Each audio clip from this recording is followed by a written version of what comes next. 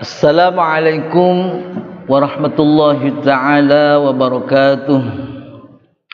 Bismillahirrahmanirrahim. Alhamdulillahirabbil alamin wa bihi nasta'inu ala umurid dunya waddin. Wassalatu wassalamu ala asyrafil mursalin sayyidina Muhammadin sallallahu alaihi wasallam wa ala alihi wa sahbihi ajma'in.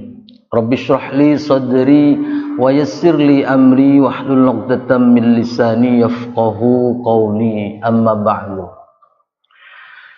Para muhibbil Quran, para pecinta Al-Quran, para pelajar Al-Quran, asatidz wal ustadzat rahimakumullah. Alhamdulillahirabbil alamin. Dalam kesempatan ini izinkan Al-Fakir ingin berbagi ilmu sedikit yang Al-Fakir tahu tentang tata cara di dalam membaca Al-Quran yang benar dan baik. Pastikan bacaan Al-Quran kita dapat dibaca benar dan baik sesuai perintah Allah di dalam Al-Quran, warattilil Qur'ana tartila. Tartilkan olehmu Al-Quran akan Al-Quran tartilan dengan benar-benar tartil. Sayyidina Ali karramallahu wajhah di saat ditanya oleh sahabat tentang kewajiban membaca tartil seperti yang di ayat tersebut, beliau menjawab, at-tartil huwa tajwidul hurufi wa ma'rifatul wuquf. Bahwasanya tartil adalah satu mentajwidkan huruf-huruf Al-Quran, artinya membaca indah, membaca bagus huruf-huruf Al-Quran sesuai teori fasahah, dalam hal ini makhraj dan sifat-sifat. Kemudian juga membaca dengan sesuai kaidah-kaidah hukum tajwid yang ada, ahkamul huruf, non mati tanwin, mim mati dan semacamnya, bahkan ahkamul maddi wal qasr, panjang dan pendeknya semuanya harus terukur. Kemudian yang kedua, beliau menjawab ma'rifatul wuquf, mengenal, mengetahui sekaligus mempraktekkan al-wuquf. Al-wuquf dalam hal ini al-mawaqif, tempat-tempat berhenti. Ibtida' waqaf, titik koma di dalam membaca Al-Quran. Dari mana harus memulai dan di mana harus berhenti. Pastikan ini juga harus sesuai dengan makna yang diinginkan oleh ayat-ayat tersebut. Saudara-saudara sekalian, para asatidz wal ustadzat, lalu kemudian apa saja yang dibutuhkan atau apa saja yang harus dimiliki, dipelajari agar Al-Quran kita bisa dibaca benar dan baik. Dikutip dari sebuah kitab Matnul Jazariyah li Syekh Muhammad bin Muhammad Al-Jazari, beliau mengatakan di dalam kitabnya, idz wajibun alaihimu muhattamu qabla syuru'i awwalan ay ya'lamu. Ada 5 macam perkara, ada 5 macam perangkat yang harus diketahui, yang harus dipelajari oleh para pelajar Al-Quran. Pertama, an ya'lamu makharijal huruf, makhraj huruf, tempat-tempat keluarnya huruf, posisi huruf hijaiyah. Kemudian yang kedua, sifatul huruf, sifat-sifat huruf, sifat-sifat dan makhraj ini menjadi satu kesatuan, tidak boleh lepas. Ketika satu huruf memiliki 5 sifat, haruslah 5 sifat, karena ini merupakan haknya huruf, haqqaha. Mengetahui 2 materi ini, belajar teori ini dimaksudkan liyantiqu bi afsahil lughati, agar dapat melafadzkan, agar dapat mengucapkan bi afsahil lughati, dengan paling fasihnya lughat, bahasa-bahasa, lahja-lahja, dialek-dialek. Sekali lagi, agar fasih Quran kita, teorinya adalah makhraj dan sifat. Ini artinya Al-Quran tidak bisa di lahja Bali, Al-Quran tidak bisa di lahja Jawa, Al-Quran tidak bisa di lahja Madura, di lahja Sunda dan semacamnya. Masing-masing daerah memiliki lahja yang itu sebagian bunyi hurufnya tidak sesuai dengan fasahatul Quran. Contoh misalkan bahasa Bali, lahja Bali, biasa kesehariannya mereka mengatakan ta. Al-Quran tidak bisa dibaca demikian. Hatta tattabi'a millatahum idzan syatata. Ini lebih pada lahja Bali. Jawa, lahja Jawa, dialek Jawa juga ada yang lemah terhadap fasahatul Quran. Seperti yang sering kita tahu, Jawa tidak punya zai, ketukar dengan j. Ada temannya yang bernama Abdul Aziz, mereka dipanggil Abdul Aziz. Abdul Aziz benar sekali di saat mengaji terpengaruh ajijun bimujahjihihi. Ini lebih pada lahja Jawa.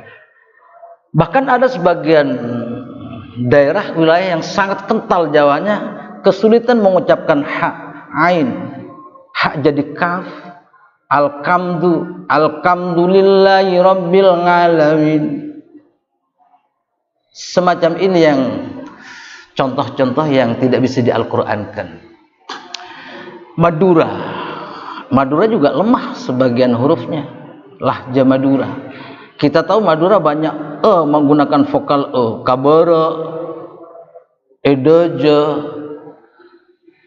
deiya dan semacamnya. Banyak menggunakan Ini juga tidak bisa di-Qur'ankan.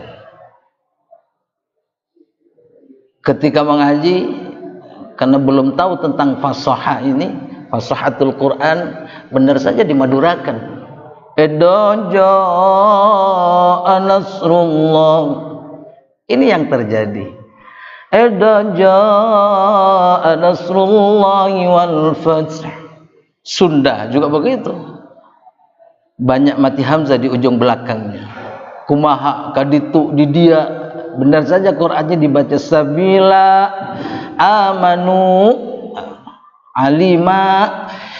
Sekali lagi ini lebih pada lahja itu, tidak boleh. Untuk tahu teori fasahah adalah makhraj dan sifat.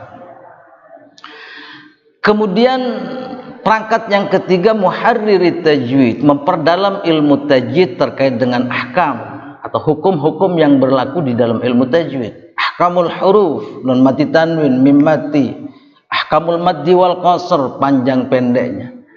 Pastikan harus benar, terukur, gunnah dan semuanya ini.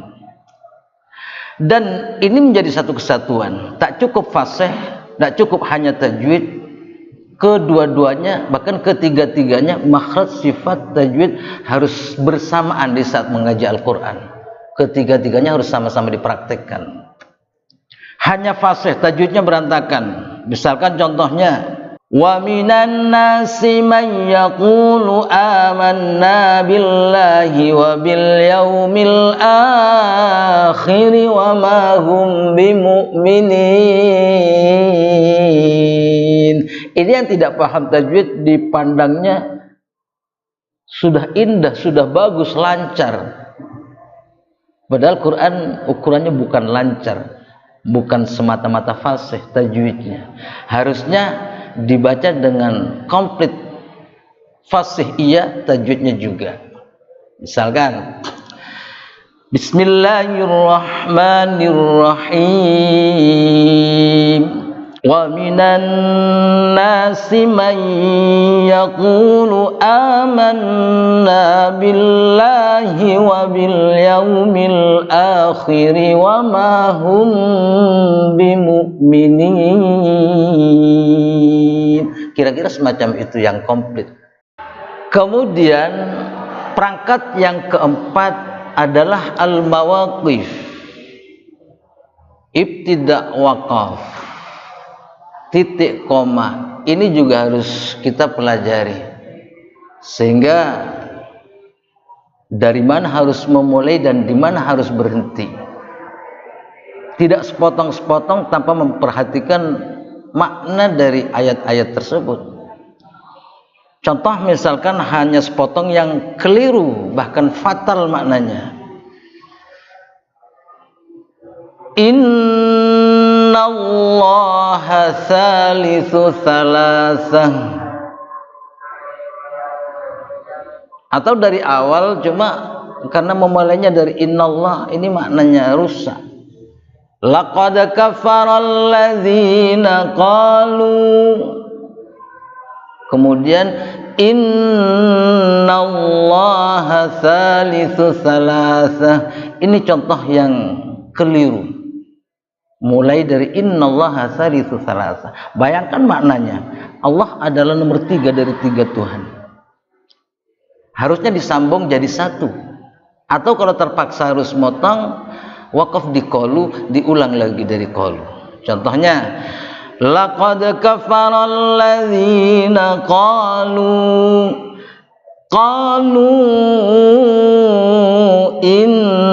innallaha thalithu thalathah. Contoh lain yang juga keliru, laqad sami'allahu qaulal ladzina qalu. Kemudian mulai dari ini keliru, innallaha faqiru wa nahnu aghniya. Allah fakir, kita kaya. Emang dari segi makhraj, sifat, tajwidnya sudah, bahkan kedengarannya indah. Tapi perhatikan maknanya. Harusnya jadi satu, atau kalau harus terpaksa motong, darurat misalkan waqaf di qalu, tapi mulai dari qalu lagi. Laqad sami'allahu qaulal ladzina qalu innallaha faqirun wa nahnu aghniya. Sekalian jadi satu nafas, itu lebih bagus. Laqad sami'allahu qaulal ladzina qalu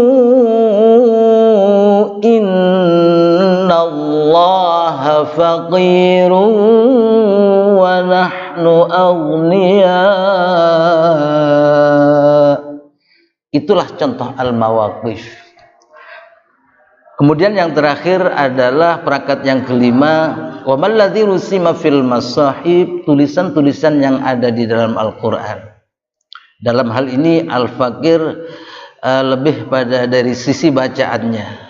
Ada banyak di Quran yang bacaannya tidak sama dengan tulisannya. Tulisannya panjang, dibaca dengan pendek, yang disebut dengan al-gharaib wal mushkilat. Wala ana 'abidum ma'abadtum. Itu tulisannya ana, harus dibaca pendek ketika wasal. Inilah namanya al-gharaib wal mushkilat.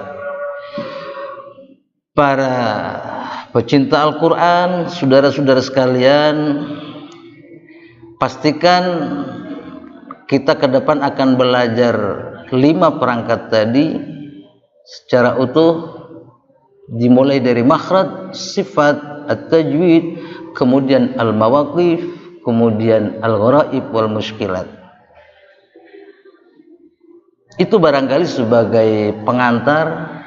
Kemudian insyaallah pada sesi berikutnya Al-Fakir ingin melanjutkan secara berurutan, satu demi satu, dimulai dari makharijul huruf, wasifat, dan seterusnya. Mudah-mudahan